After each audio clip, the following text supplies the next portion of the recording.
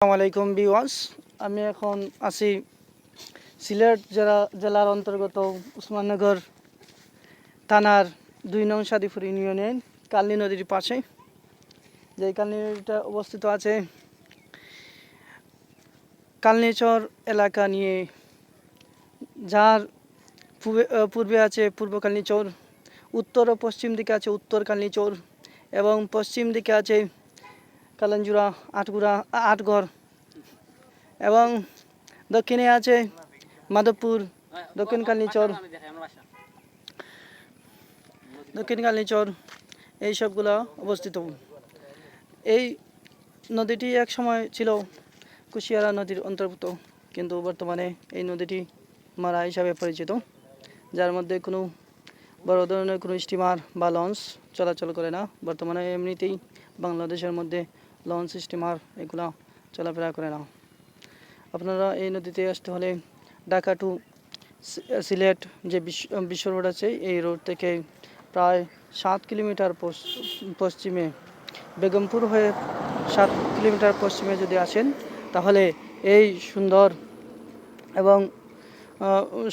এবং অনেক প্রসিদ্ধ একটি নদী, যা আপনারা এখানে এসে দেখতে পারবেন। এই নদী নিয়ে কি বলবো। এই নদীর পাশে আমরা ছোটোবেলা থেকেই এখানে বসবাস করে বড় হচ্ছি, যা আমি আপনাদেরকে দেখিয়ে দিচ্ছি।